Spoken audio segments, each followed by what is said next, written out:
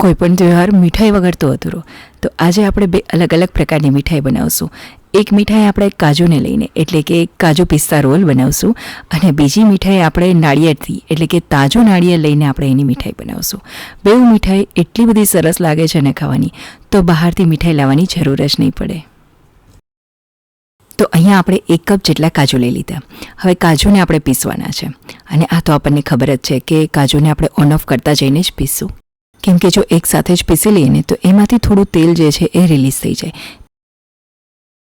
કાજુને તો આપણે on of કરતા જઈને પીસ્યું ને તો આમ તો સરસ પાવડર ફોર્મ તો તૈયાર થઈ જ ગયો છે, પણ જરાક એના કટકા રહી ગયા હોય તો આ રીતે એકવાર એને ચાળી જ લેશું, કેમ કે આપણે આનો રોલ બનાવવાનો છે ને તો આ પ્રકારના ઝીણા કટકા નહીં ચાલે.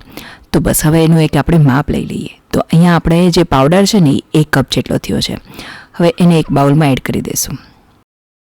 હવે આ મીઠાઈ તો એકલા કાજુના પાવડરથી બને તો ખરી જ, પણ જરાક એકદમ સરસ ટેક્સચર અને એની જે શાઇન આવવી જોઈએ ને એ મિલ્ક પાવડરથી જ આવે.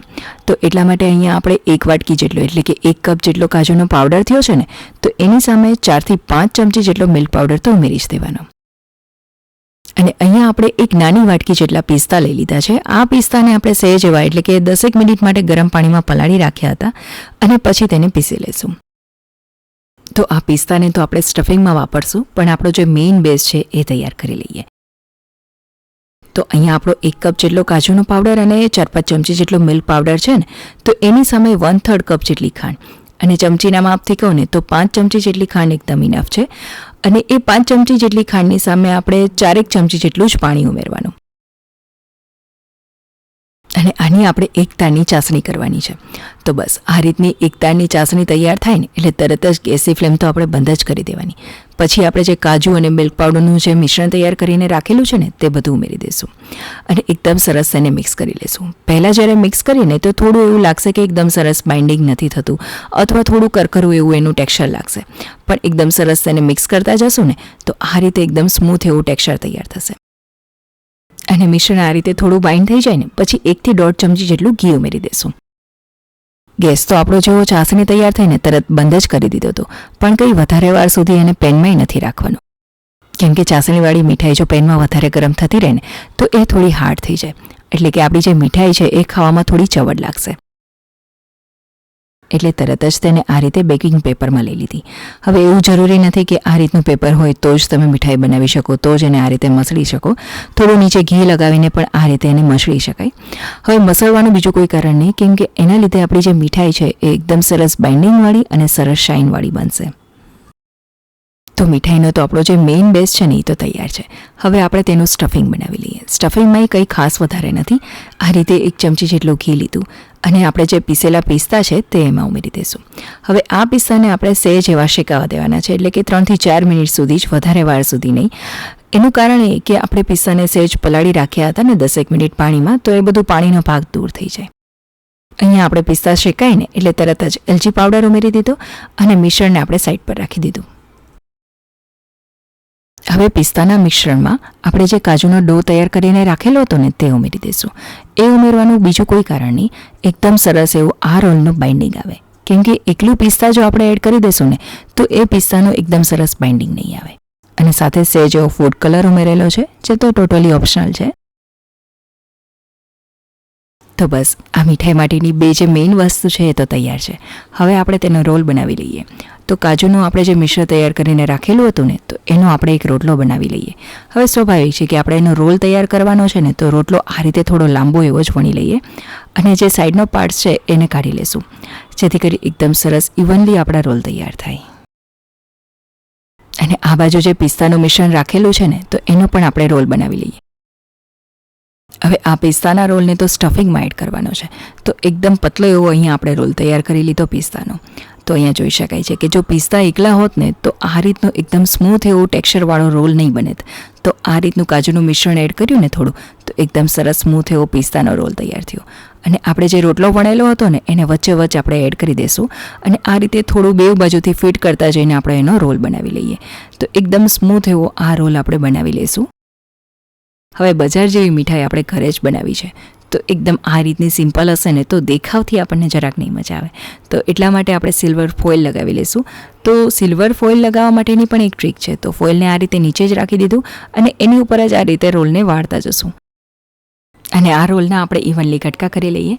તો અહીંયા આપણી બજાર કરતાંય પણ એકદમ ટેસ્ટી એવી અને બહુ જ સરસ એવી મીઠાઈ તૈયાર છે, કાજુ પિસ્તા રોલ. તો આ મીઠાઈ તમે જરૂરથી ટ્રાય કરજો આ રક્ષાબંધનની અંદર. અને હવે આપણી બીજી મીઠાઈ તો બહુ જ સિમ્પલ અને ખૂબ જ ઝડપથી બની જાય એવી મીઠાઈ છે. સ્વાભાવિક છે કે કાજુ પિસ્તા રોલ બનાવીએ ને તો એમાં થોડો ટાઈમ જાય અને એમાં વસ્તુ આપણી વધારે વપરાય છે. પણ જરાક આ મીઠાઈ તો એટલી બધી સરળ છે ને તો બનાવવામાં તો જરાય વાર નથી લાગતી અને વળી વસ્તુઓ 1 કે 2 જ વપરાય છે અને બહુ જ સરસ એવી ટેસ્ટમાં લાગે છે. તો આ મીઠાઈ છે આપણા કેરેમલ લાડુ. તો અહીંયા આપણે 1 નાળિયેરની છાલ ઉતારીને તેનો છીણ તૈયાર કરીને રાખેલો છે. હવે આ છીણ જોઈએ ને તો 2 કપ જેટલો છે. તો 2 કપ છીણની સામે આપણે અડધો કપ જેટલી ખાંડ લઈ લઈશું. આ એકદમ પરફેક્ટ માપ છે, આ જ પ્રમાણે લેજો. હવે ખાંડને આપણે પેનમાં ઉમેરી દઈશું. હવે આનું આપણે કેરેમલ તૈયાર કરવાનો છે અને જેવી ખાંડને આપણે પેનમાં ઉમેરીને તરત જ તેને મિક્સ નથી કરવાની. સેજ એવી બ્રાઉન થવા લાગે ને પછી જ આપણે ચમચાથી તેને મિક્સ કરતા જશું. અને જ્યારે આ રીતનું કેરેમલ બનાવતા હોય ને ત્યારે ગેસની ફ્લેમ મીડિયમ જ રાખવાની, નહીં વધારે ફાસ્ટ નહીં વધારે ધીમી, કેમ કે તો જ એકદમ સરસ પ્રોપર એવું કેરેમલનો ટેસ્ટ આવશે. નહીંતર કેવું કે સેજ એવો કડચો ટેસ્ટ આવવા લાગે ફાસ્ટ ગેસ હોય ને તો બસ અહીંયા આ રીતે સેજ એવું બ્રાઉનિશ થઈ ગયું ને પછી 1 ચમચી ભરીને ઘી ઉમેરી દઈશું. તો અહીંયા આપણું કેરેમલ તો એકદમ પરફેક્ટ તૈયાર છે. એકદમ સરસ શાઇન આવે ને એટલા માટે આપણે ઘી ઉમેર્યું અને ટેસ્ટ પણ સરસ આવશે. તો બસ હવે આપણે જે નાળિયેરનો છીણ તૈયાર કરીને રાખેલો હતો ને તે બધો જ એકસાથે જ એડ કરી દઈશું. અને જેવો કેરેમલમાં આપણે નાળિયેરનો છીણ ઉમેરીએ ને તો એકદમ જલ્દીથી મિક્સ નહીં થાય. ગેસની ફ્લેમ સાવ ધીમી જ કરી દેવાની અને આ રીતે એને હલાવતા જવાનું, એટલે કે મિક્સ કરતા જવાનું. કેમ કે સ્વાભાવિક છે કે તાજું નાળિયેર આપણે એડ કરેલું છે તો એમાં મોઇશ્ચરનો ભાગ હશે. તો ટૂંકમાં કહું ને તો ગેસની ફ્લેમ સાવ ધીમી રાખીને આ રીતે મિક્સ તો કરતા જવું પડશે, તો જ એકદમ સરસ એનું બાઇન્ડિંગ આવશે. હવે ટેસ્ટમાં વધારો કરવા માટે અહીંયા સહેજ એવો આપણે એલચી પાવડર ઉમેર્યું. હવે એકલું જો કેરેમલનો ટેસ્ટ ભાવતો હોય ને નાળિયેર જોડે તો ન ઉમેરો તો પણ ચાલે. અને સાથે એકદમ સરસ એવો સોફ્ટ ટેક્સચર બને એટલા માટે 1 ચમચી જેટલી આપણે મલાઈ ઉમેરી દીધી. અને હજુ ગેસની ફ્લેમ તો આપણે ધીમી જ રાખેલી છે અને આ રીતે મિક્સરને આપણે થોડું હલાવતા જશું. એટલે કે આમ જોવા જઈએ ને તો મિશ્રણને સહેજ એવું આ રીતે બ્રાઉનિશ જેવું થવા લાગે ને પછી જ આપણે ગેસની ફ્લેમ બંધ કરશું. તો ટૂંકમાં કહું ને કે થોડું આ રીતે બ્રાઉનિશ જેવું વધારે લાગે અને બાઇન્ડિંગ આવે એવું ટેક્સચર લાગે ને તો ત્યાં સુધી જ આપણે એને ગેસ ઉપર રાખવાનું, પછી એને આપણે નીચે ઉતારી લેશું.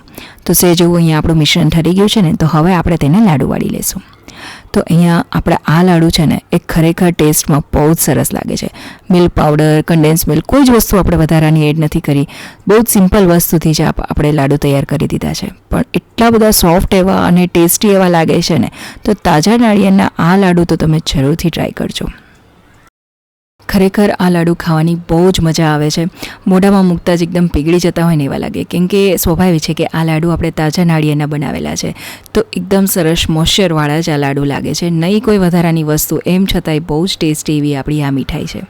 તો આ 2 મીઠાઈની રેસિપી તમને કેવી લાગી ને એ મને જરૂરથી કમેન્ટમાં કહેજો. જો વિડીયો ગમ્યો હોય તો લાઇક, શેર તેમજ આ ચેનલને જરૂરથી સબસ્ક્રાઈબ કરજો. ખૂબ ખૂબ આભાર.